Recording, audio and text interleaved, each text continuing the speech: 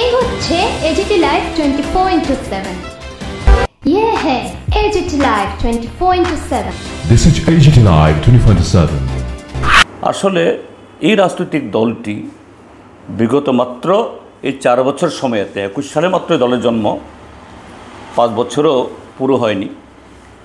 এই 4 বছরের মধ্যেই ইতিমধ্যে greater Tripura land, one last fight, no compromise, Tiprasa accord, অর্থাৎ এক এক সময়তে এক এক ধরনের গোলপোস্ট রেখেছে, কিন্তু কোনো গোলপোস্ট গোল করতে পারে না, অর্থাৎ তাদের দাবি পূরণ করতে পারে না, পূরণ করার কোনো উদ্দেশ্য নেই। কাজেই এই সরল সিধে মানুষদেরকে একটু বিভ্রান্ত করে মুখরোচক নতুন নতুন দাবি তুলে এগুলি করাচ্ছে। মানুষকে এগুলি বুঝতে হবে এর পেছনে আসল উদ্দেশ্যটা কী। মুসলিম না, মুসলিম, হিন্দু,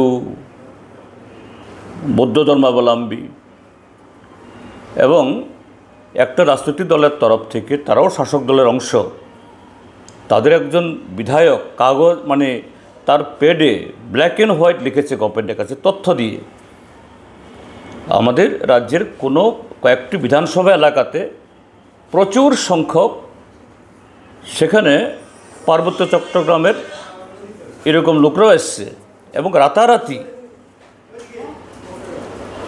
শাসক দলের একটা অংশের তাদের মদতে তাদের সিটিজেনশিপ কার্ড, পিআরটিসি, তারপরে ভোটার তালিকাতে নাম তোলা, রেশন কার্ড, আধার কার্ড সব হয়ে যাচ্ছে এবং সেই বিধানসভা কেন্দ্রের যে জনসংখ্যা, ভোটার বৃদ্ধির চিত্রও এই বিধায়ক মহোদয় তিনি তুলে ধরেছেন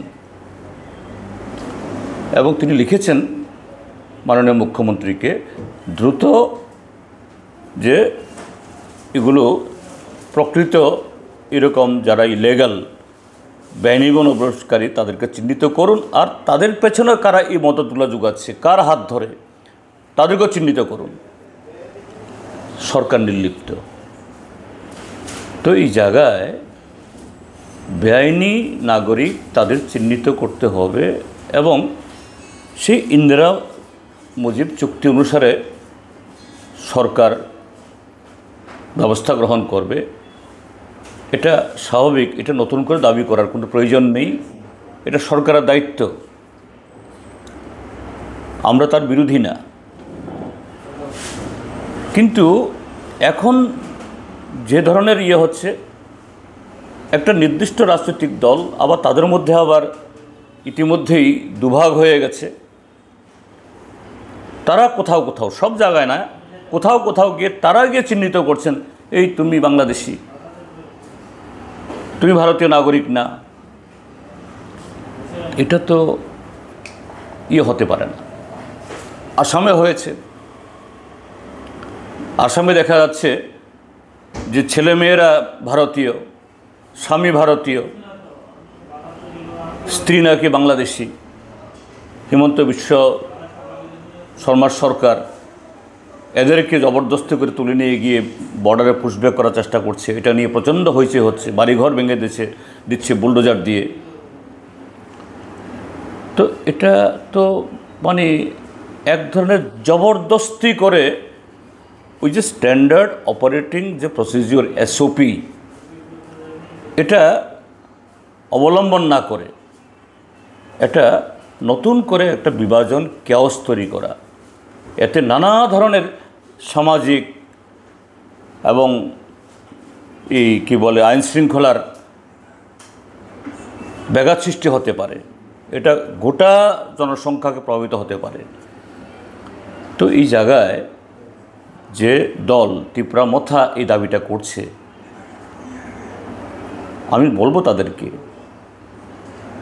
ত্রিপুরার মধ্যে যদি ত্রিপুরার সরকার এই তাদের দেশের তাদের দলের নেতা দেশের স্বরাষ্ট্রমন্ত্রীর এই বক্তব্য কার্যকরী করা না থাকে, তুমি সে সরকার রয়েছে কেন? 1, 2 হলো যে দেশে 1971-এর ইন্দিরা মুজিব চুক্তি থাকা সত্ত্বেও এই বিজেপি সরকার যে সিটিজেনশিপ অ্যামেন্ডমেন্ট অ্যাক্ট, নাগরিকত্ব সংশোধনী আইন তৈরি করেছে। এটা তো আরও অনেক পরে, ওই কোথায় 71, এটা 2014 সাল না কোন সাল থেকে জানি সেখানে করেছে। তারপরে যারা এসছে তাদের কেউ, এবং তাও একমাত্র মুসলমান বাদে বাকি সবাইকে নাগরিকত্ব দেওয়ার জন্য আইন করা হয়েছে। তাহলে তুমি একদিকে বলছো 71 এটাকে মানতে হবে, আরেকদিকে নাগরিক সংশোধনী বিল তুমি আনছো, এটা এনে বাংলাদেশের সংখ্যালঘুদেরকে উৎসাহিত করছো, প্রলুব্ধ করছো।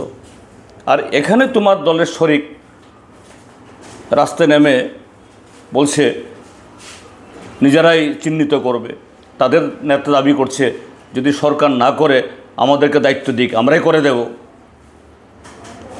তো এটা তো অনভিপ্রেত, এটা মোটেই গ্রহণযোগ্য নয়। এটা এক ধরনের দ্বিচারিতা, যে সরকার এরকম বেআইনি আইন তৈরি করলো, তুমি তার সাথে ঘর করবে, তার সাথে সরকার করবে।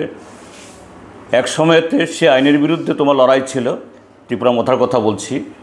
এখন সে আইন যে সরকার করেছে, তুমি সেই সরকারের সাথে আতাত জোট, এটা জনগণকে ধোঁকা দেওয়া। এবং কেন এগুলি হচ্ছে? হ্যাঁ, এখানে কারোর ব্যক্তিগতভাবে মতামত দেওয়ার কোনো প্রয়োজনও নেই, এবং এগুলো নিয়ে কোনো দল বা ব্যক্তির সেখানে আইন হাতে তুলে কোনো ভূমিকা নেওয়ারও কোনো সুযোগ নেই। এটা আমাদের দেশের একটা আইন।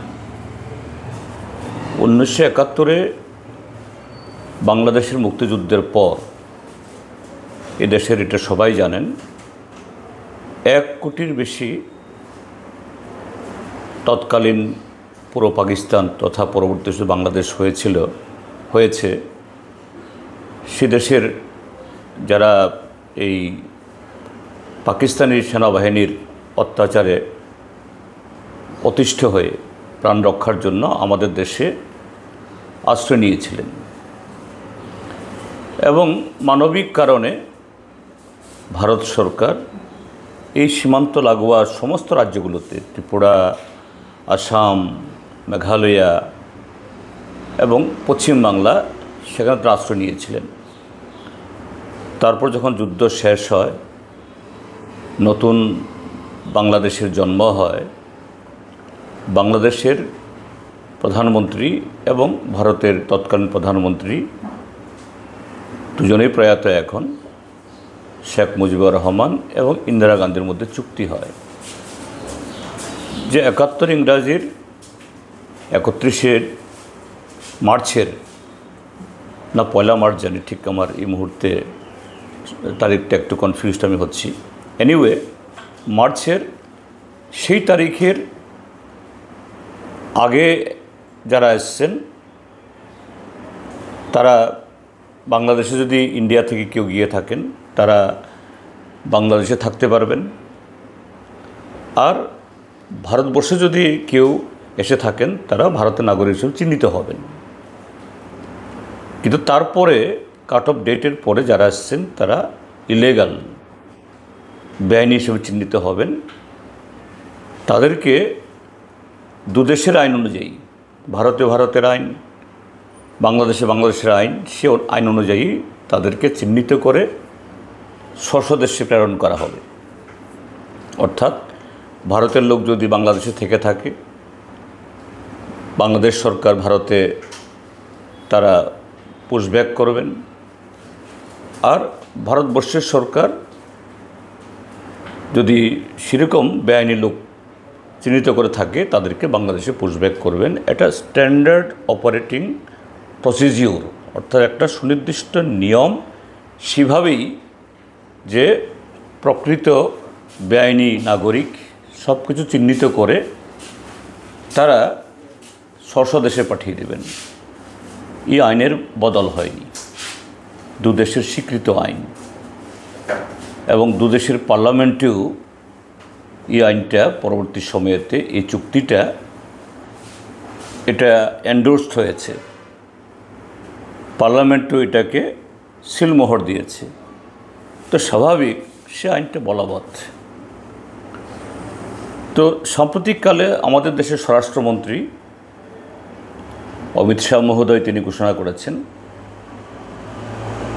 ওই চুক্তির পর যারা এদেশে বাংলাদেশে এসছেন তাদেরকে চিহ্নিত করে পুশব্যাক করতে হবে এবং সে মোতাবেক এই পেহেলগামের ঘটনার পর কিছু অ্যাকশনও শুরু হয়েছে। কিন্তু অ্যাকশনটা কীরকম?